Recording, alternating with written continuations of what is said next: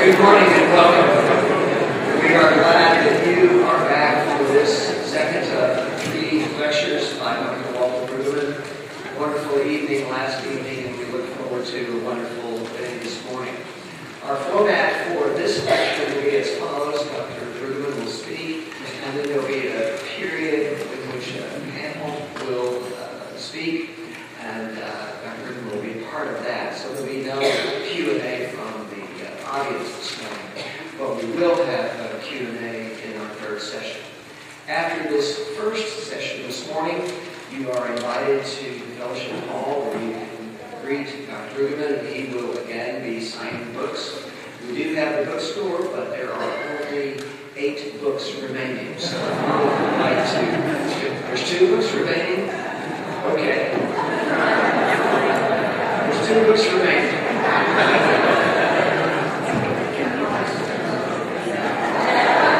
Available for $150.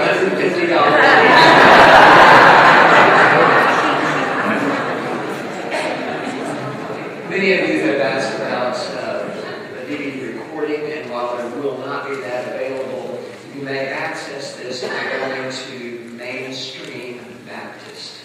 Mainstream Baptist. And in about 1 week, the recordings of all 3 lectures will be up for you to view. Thank you again for being here. Would you welcome Dr. Walter Brueggemann?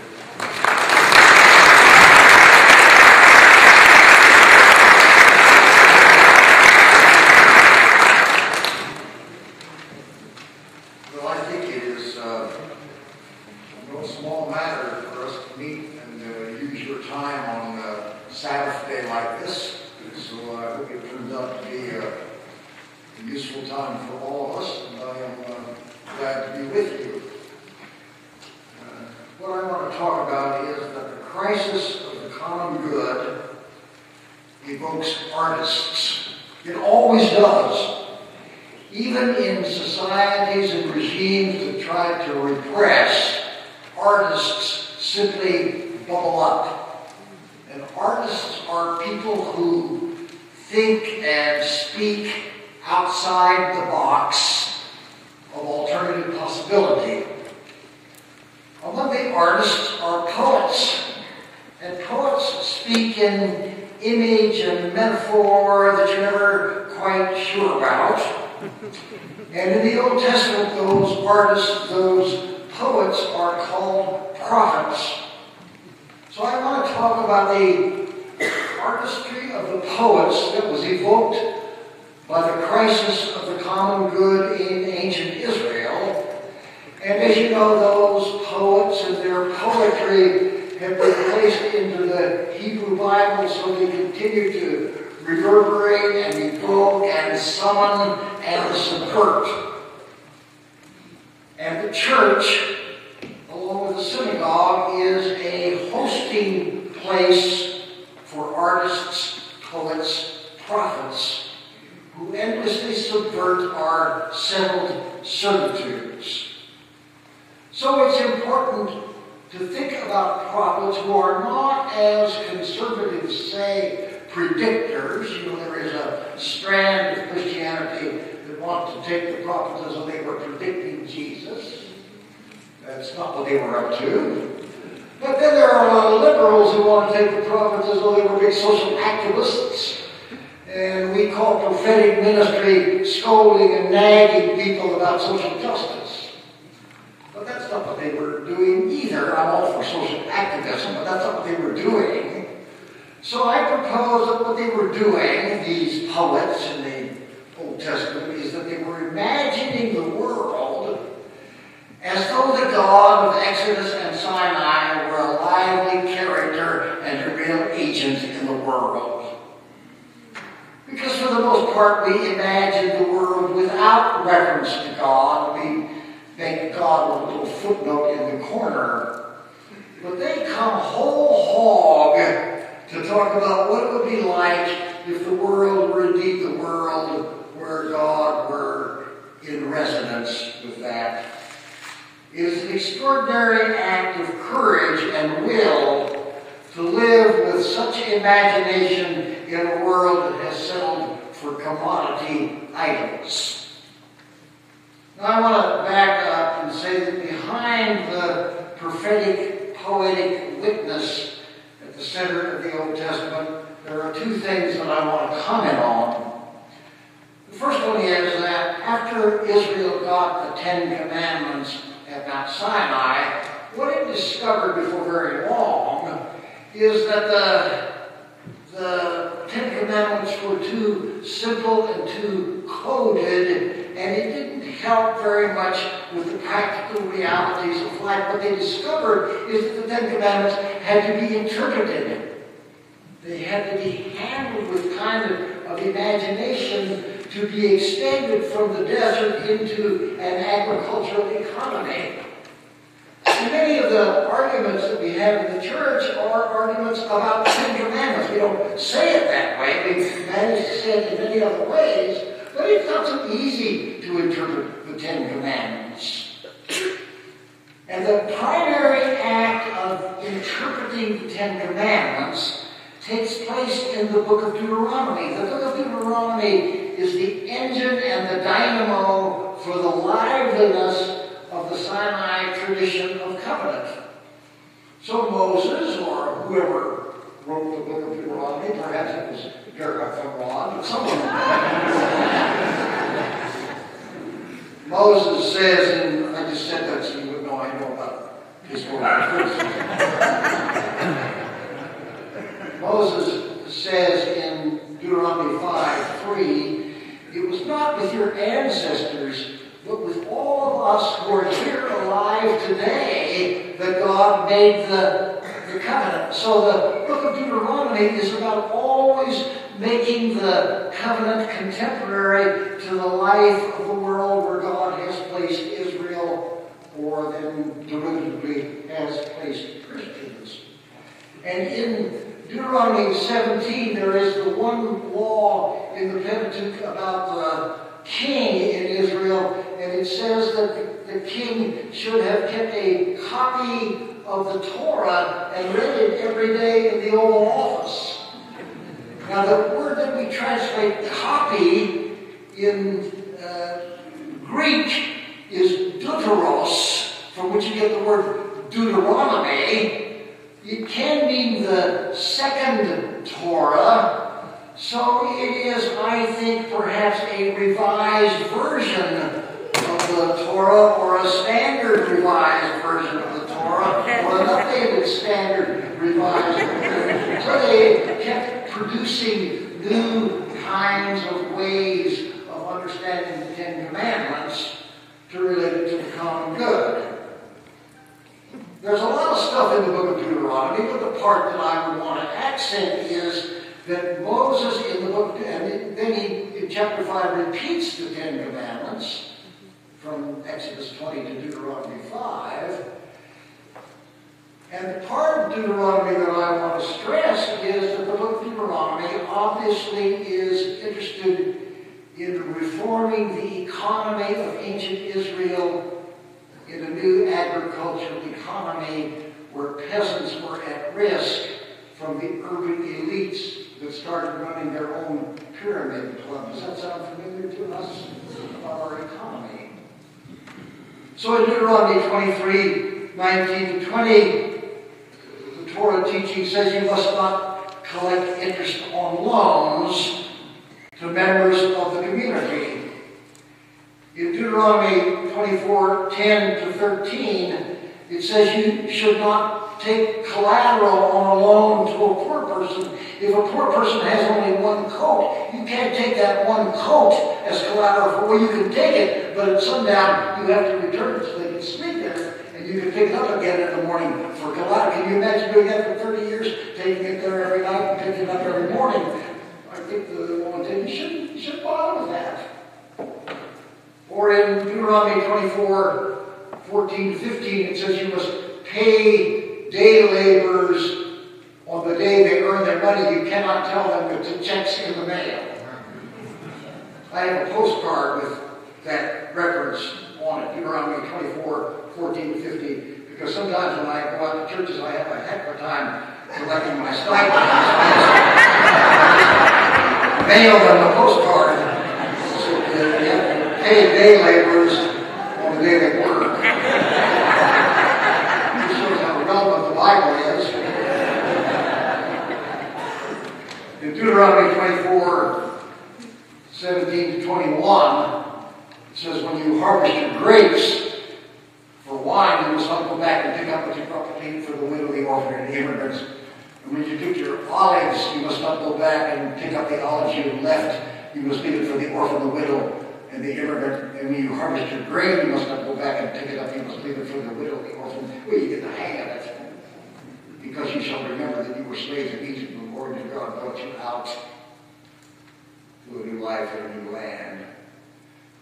One scholar has said that that provision in Deuteronomy 24 is the first welfare system in the history of the world in which the haves are obligated to provide some kind of a safety net for the have-nots. And I think maybe the most dangerous Torah teaching is in Deuteronomy 15. It says you must cancel debts on poor people after 6 years because Moses or Yahweh intends that you shall not develop a permanent underclass who are hopelessly forever in debt. Just cancel the debt. That's the law that Jesus quotes when he says, the poor you will always have with you. But it's not a sign of resignation. It says, you got to keep doing this because there's always poor people. And then in the same provision, it says, if you keep doing this, there will be no poor people. It's astonishing that the teaching concerns the subordination of the economy to the well-being of the neighborhood. You will not have a common good until you subordinate the economy to the well-being of the neighborhood. And some of you who have studied Hebrew will remember this strange verbal construction of absolute infinitives whereby biblical Hebrew expresses adverbs. You don't have so many adverbs, so what they do for an adverb is they intensify and repeat the verb. So if you want to say really give, you say give. You can't spot that in English translation. But in this one law, there are 5 absolute imperatives. I mean, really do this. I don't know any other part of the Hebrew Bible that's got 5 absolute imperatives. This is so urgent. And people spot immediately how dangerous this is. Because if you ever teach this, somebody is going to piously raise their hand and say, there's no evidence that they ever really did this.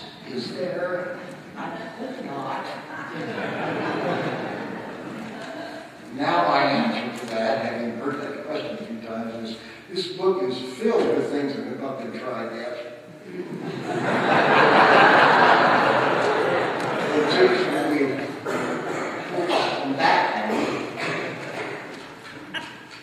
And one other commandment that I will mention in Deuteronomy 17, which God says reluctantly to Moses, yeah, you can have a king. But it's got to be a very particular kind of king. It should not be a king that collects horses and chariots, which means armaments.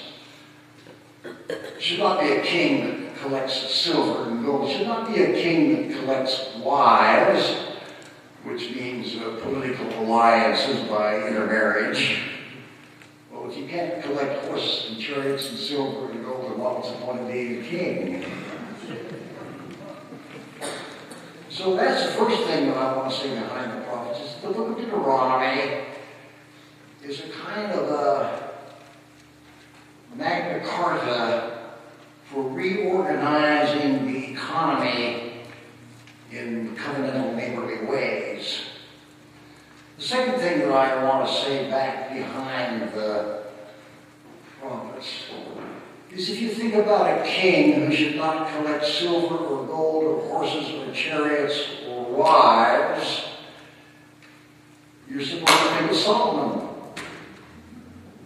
So Solomon sits at the beginning of the dynasty that was going to last 400 years.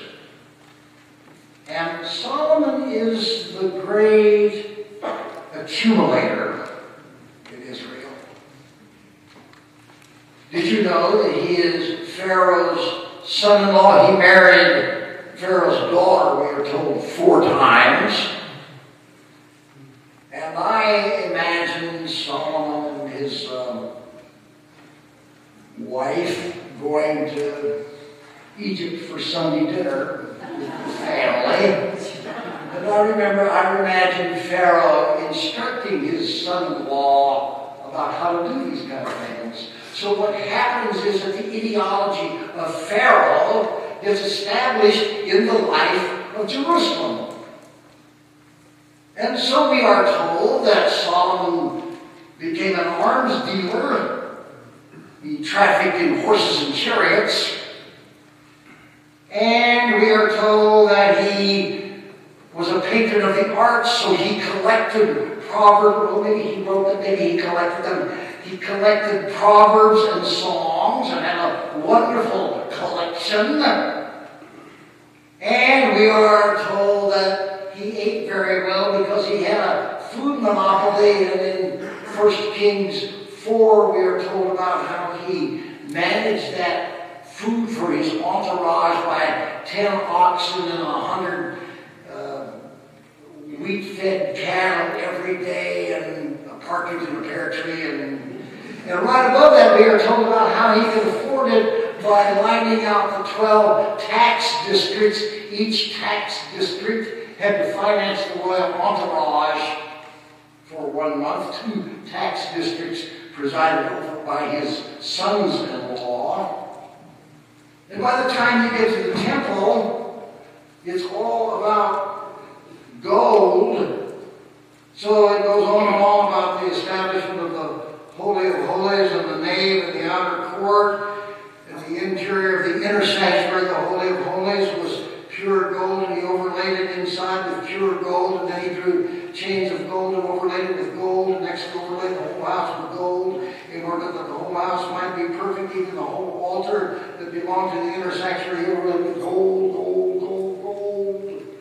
So it turns out that the temple is a citadel of commodity monopoly. And by the last chapter of the Solomon narrative, he collected 300 wives and 700 concubines. So he's the big accumulator. And he did all of that accumulation in the interest of the unconditional promise that God had made to David and the guarantee of divine presence in the Jerusalem temple. So the scholars now, with a kind of a critical edge, talk about the Jerusalem elite, the people who occupied the center of the urban economy, who were busy extracting produce and wealth from the agricultural practices of the peasants who lived all around Jerusalem. I think that the text is highly ironic, even though in our Sunday school classes we kind of glorify Solomon. In fact, Solomon is under heavy critique for having done this. So what I want to do is to set up the background for the poets who were to erupt in ancient Israel, to say that on one hand we have this memory of the book of Deuteronomy that talks about the neighborhood, and on the other hand you have this stylized narrative of the best of all kings, who indeed is a contradiction to this narrative about the common good. And it is that contradiction, it seems to me, that ought to preoccupy us.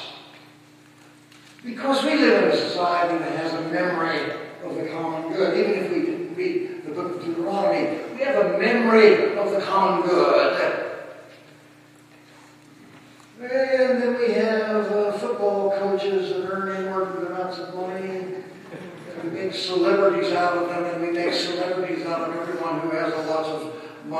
lots of virility and lots of power and lots of nerve. By and large, that is used against the common good. And the question for those of us who take these covenantal texts seriously: how do we live? How do we act? How do we imagine that this interface between this memory of the common good and this practice that violates the common good? So I propose that our study of the Bible and our meeting in rooms like this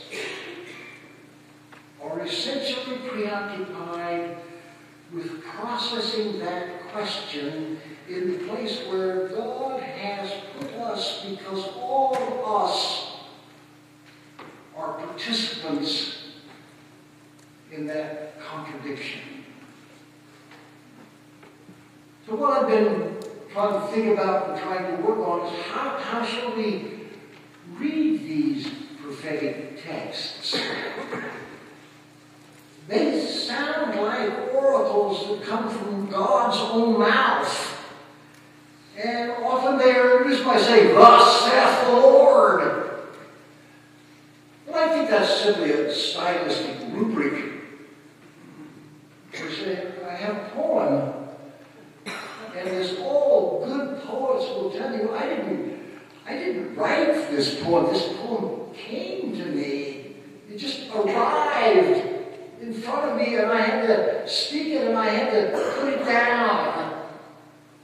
So how shall I receive this artistic stuff that we dare to imagine is the work of the Spirit? And when you read these scripts as the work of the Spirit, you mustn't try to fit them into orthodox theology, because poetry doesn't honor orthodoxy, and you mustn't try to explain them scientifically, because poetry is not interested in being scientific. Poetry is interested in being subversive and summoning us to an alternative. You can do all kinds of things in poetry that you cannot do anywhere else.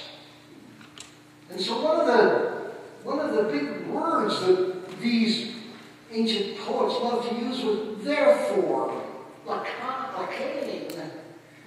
And what they do is they do a critique of this economics of accumulation, and they state the consequences of it, and they say therefore. So they sort of suggest a cause and effect, except that it's a poetic connection. It's not an explanatory connection. So in Hosea 4, Hosea is one of the most dangerous prophets. In that chapter, he says, the Lord has a lawsuit against the people of Israel. And then it lists the indictment. And the indictment is there is lying, killing, swearing, murder. What's that sound like? It sounds like the Ten Commandments. They broke all the Ten Commandments. Therefore, when you read a therefore, the prophet's a duck. Therefore, the land mourns, which is a biblical idiom for drought. And the beasts of the field and the birds of the air and the creeping things of the ground are perishing. And this is the word of the Lord, thanks be to God. You can tell nobody listens when Scripture is read in church. It's one word where you say, thanks be to God. Thanks for that. But notice the argument. The argument is very simplistic. You break the Ten Commandments, and therefore, creation evaporates. Then you can fill them in with global warming and rainforests and all the scientific scientific data, it comes out the same way. You violate the neighborhood long enough, creation will evaporate. Or in Micah 3, hear this, you heads of Israel, you leaders, you moguls. And then it talks about injustice and exploitation of vulnerable people. You do that, and then you come to the temple and say, are you our God or not? Are you going to stand by us? Therefore, Jerusalem will be plowed as a field and will become a thicket for hyenas to dwell in. If you practice exploitation in the neighborhood, your cities will become dangerous places of death.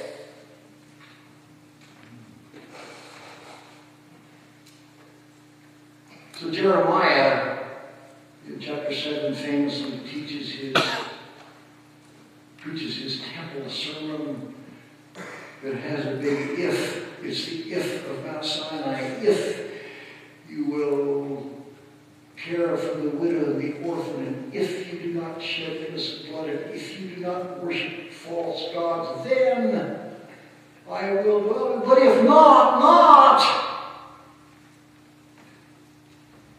And in chapter 26, he sends his faithful secretary, Baruch, how to read this stuff in public, because he says, it's too dangerous for me to go read it in public. You go read it in public. This is National Secretary's Week.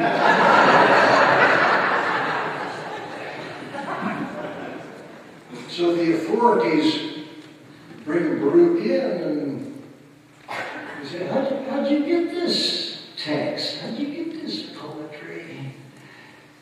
He said, the Lord dictated it to Jeremiah. They said, and then the rest of that unfolds. So I'm interested in bringing this artistry of the poets back into the real world. It's not as though it's some big supernaturalism of God whispering from the sky. It's about the truth of life that wells up by the work of the Spirit in the midst of our contradictions. You know that the trigger for the fall of the Soviet Union took place in the coffee houses of Prague, where these dangerous young people sat around and read poetry to each other. It was more complex than that. Maybe Margaret Thatcher and Ronald Reagan really brought down the Soviet Empire to believe that sort of thing. But poetry that is given by the Spirit triggered an awareness. So there are a series of poems that begin with woe. Woe is not an angry word of indignation. Woe is a sad word. It means big trouble coming. It means imagine yourself at a funeral. Imagine your sadness, because the prophets had enough insight to see big trouble coming. And you would think that the translators of the New Revised Standard Version couldn't quite tolerate such sadness, so they translate it as ah or oh or sometimes alas. Big trouble coming because God won't put up with it, if you like supernaturalism. Or big trouble coming because it's in the cards and the world works that way. These are two ways of talking. My sense is that the poorer the church is and the less intellectually sophisticated it is, it likes the language of supernaturalism. But the more sophisticated became more affluent in churches until you arrived at Episcopalianism. Nobody wants to talk about agency that way. So you can say, it's just in the cards. Either way, whoa. So Amos 6, beginning in verse 4, the woe isn't in the Hebrew that we translate. The woe is lifted from verse 1. Woe to you who live in Samaria, was the northern capital city. Woe to you who sleep on beds of ivory and drink wine in huge bowls and listen to idle music and indulge yourself at the club all day. Got a resentment factor going on. Woe to you who do all that and are not grieved over the ruin of Joseph, or is it Jacob? Israel. Woe to you who are so narcoticized by the way your economy works on your behalf that you don't notice what's happening to the neighborhood. Therefore, you will be the first who go into exile. I don't think you can just apply the Old Testament to our social situation. But what the poetry does, it sends out all kinds of lines of interpretation so that we can imagine our social reality in the presence of God. Or in Isaiah 5:8, woe to you who play Monopoly. Oh, that's lost in translation.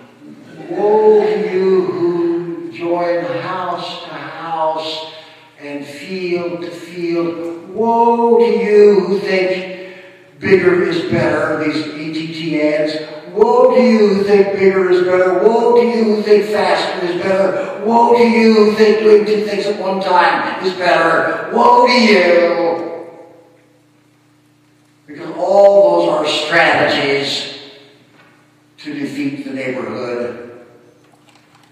Woe to you that live a life of such hustle and such accumulation that you drive out neighbors to own more property. Woe to you who exercise the right of eminent domain to seize property from widows and orphans and poor people. Woe to you.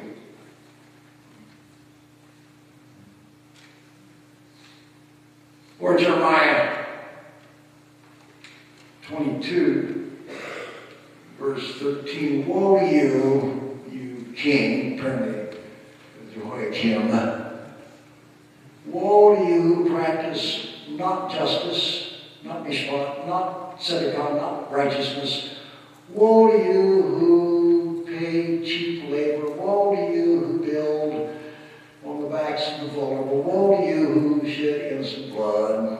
Woe to you. Do you think that you are a king because you got a cedar paneled office? Is that what makes you a king?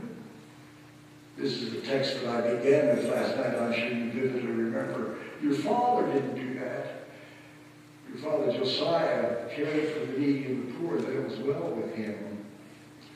But if you track the text on down in Jeremiah 22, the poet imagines the death of King Josiah, which will be an ignoble death, and no one will grieve that king when he dies. So I have this image of the dictator in Romania, whose name I can never quite say, but his body ended up against the wall being shot by the peasants who revolted. Nobody grieved him anymore. Francesco or something like that. Oh. It's not necessary to believe in a supernatural God. Not necessary to imagine that God is keeping us under surveillance to whack us. It's just necessary to notice that you can't organize social power that way for very long without big trouble coming. And the reason I say to you is that's where we are now, I think. But what I want you to notice is that these poems are like no other poems. These are poems like nobody else has got. These are poems that are entrusted to Jews and Christians. These are poems that help us look a second time at the crisis of the common good. So Jeremiah, in chapter 5, can have God say, my students don't like that. They want me to say, God can have Jeremiah say. I say, Jeremiah can have God say. Jeremiah wrote the poem. Behold, I am sending against you a great ancient nation. I always tell my students this stuff that reads like it was written yesterday. I am sending against you a nation whose language you do not understand. Somebody said 15 years ago, we thought Iraq was simply the past tense of Iran. We didn't know. It is a nation whose warriors are so ferocious that their quivers in which they carry their armaments are like huge sepulchres. They look so formidable and so dangerous. And Jeremiah 5:17 says, this great nation dispatched by God, whose language you do not understand, will eat up your young men and your young women, will eat up your vine, and your fig tree will eat up your flocks, and your herds will devour you. I think of that poem every time I go through airport security. And I imagine how much money we're spending on all of that, and we're eating up our resources. So we cannot contribute that much to the neighborhood. Ezekiel, which a good liberal like me can hardly read, Ezekiel lines it out differently. It's not about justice, it's about holiness. But when you profane life long enough, Ezekiel says, you will make it impossible for God to stay in your midst, and God will finally fly away into exile. So repelled is God by the profane pornographic culture. But Ezekiel has endless surprises for us, because in chapter 16, he finally gets around to saying Jerusalem is really Sodom. Sodom. And he says that the sin of Sodom, I thought maybe he was going to say sodomy. He says the sin of Sodom is that you were complacent and ate too well, and you didn't care for the poor and the needy. Did you ever see Victor Borg? He had this, I think he had this routine about the third man theme, and he would start to play something else, and his hands just automatically went up to the third man theme, and he put his hand. The prophets are like that. The prophets want to say all kinds of things, so their tongues finally go to talk about neighborly justice and holiness, love of God and love of neighbor. So I will finish with two texts. First text, which seems to me we ought to linger over a very long time, is in Jeremiah 9, 23 and 24. It's a verse different in the Hebrew. It says, let not the rich boast of their wealth, let not the strong boast of their might, let not the wise boast of their wisdom, might, wealth, wisdom, which means technological finesse. boast, and the word boast is halal, as in hallelujah. Let them praise, we say, boast, brag, about steadfast love, justice, and righteousness. For in these things I delight. So Jeremiah finally, after this tortured ministry that he practices, gets this succinct capsule of the great choice. The great choice between a commodity society of might, wisdom, and wealth, or the neighborliness of covenantal steadfast love, righteousness, and justice. And the Bible is so insistent in its kind of clarity that you got to choose it. You can't have it both ways. So Jesus said you can't serve two masters. You'll serve God or capital, mammon, whatever mammon is, capital. But you will love one and hate the other. Most of us want to have it both ways. But the urgency of our crisis about the common good is that we now stand, I believe, where God's people always stand, having to make a choice. So Moses says, I set before you life and death, prosperity and adversity. So Joshua says, choose you this day who you will serve. So Elijah says, if Baal is God, serve Baal. If Yahweh is God, serve Yahweh. So Jesus says, narrow is the gate that leads to life. And in this context, I propose that the gate that Jesus had in mind is exactly neighborly covenant. But we make a celebrity fetish out of might, wisdom, and wealth. So, in your handout,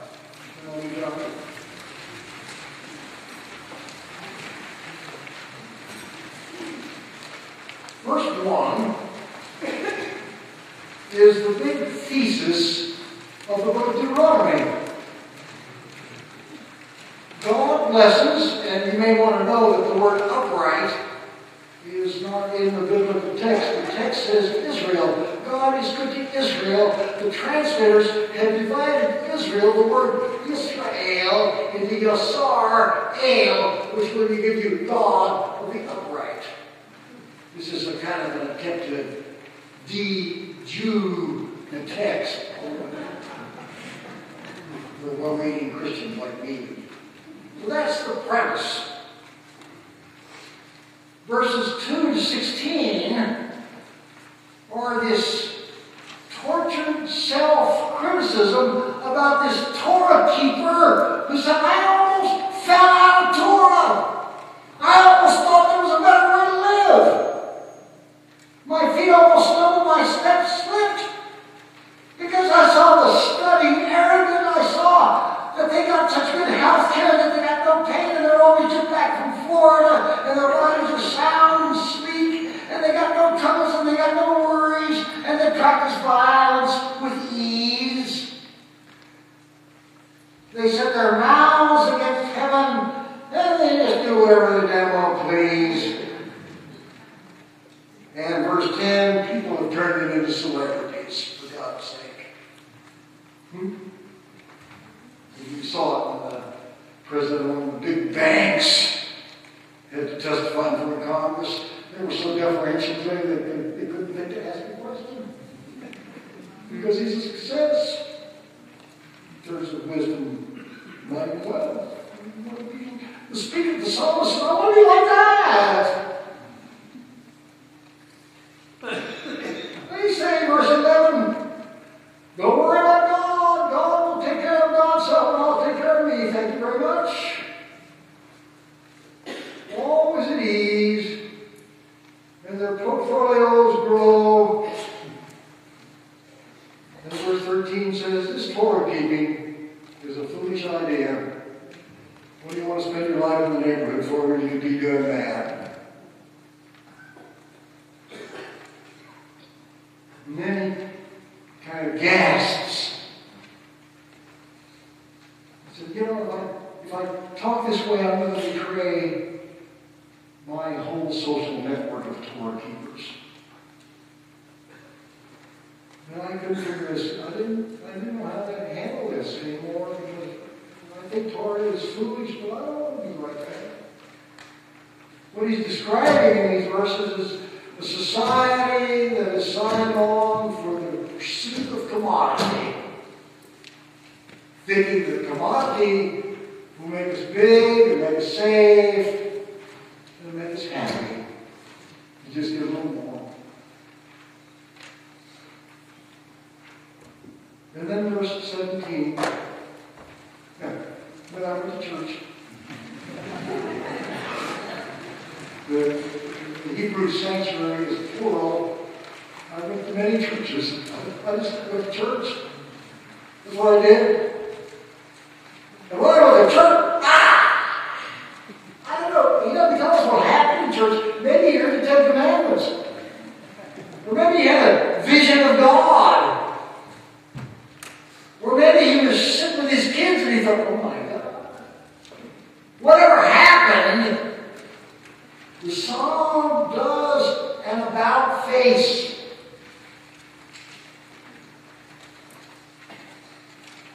And I figured in verses 18 through 20, these celebrity types that I envy and want to imitate in my life, they got no staying power.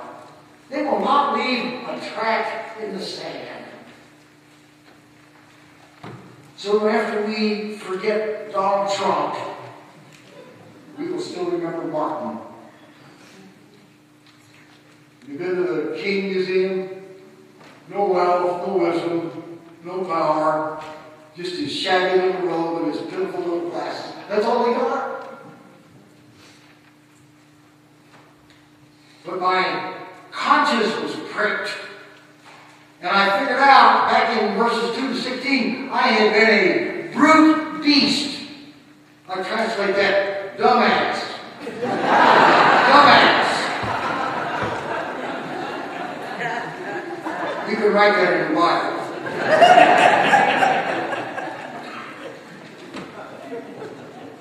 In spite of all that, nevertheless, this is the good gospel, nevertheless. Nevertheless, all that understanding, you hold my right hand. I heard a Lutheran woman say that she was in one of the war torn countries in Africa, and a little 8-year-old girl took her hand and they walked 500 miles to the border to safety. And after they crossed the border, the little girl let go of her hand.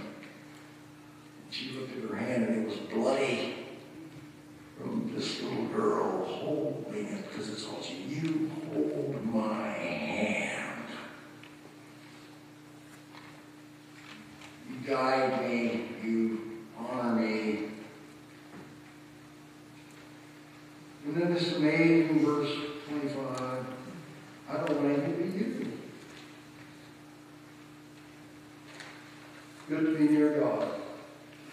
So what I propose is in verses 18 to 28, post-church, are about figuring out that communion, covenant relatedness, is all that counts. That's what the psalmist figured out. Verse 17 is this incredible move from a life of commodity to a life of communion. That's the journey to the common good. We live in a society that is bewitched but a commodity. The challenge for the church and the synagogue is to develop the kind of practices, the kind of disciplines, the kind of imagination that will let us be outside the domain of commodity. And for that you need artists. And we got the artists. The artists are right there in our sacred scripture. Thanks be to God.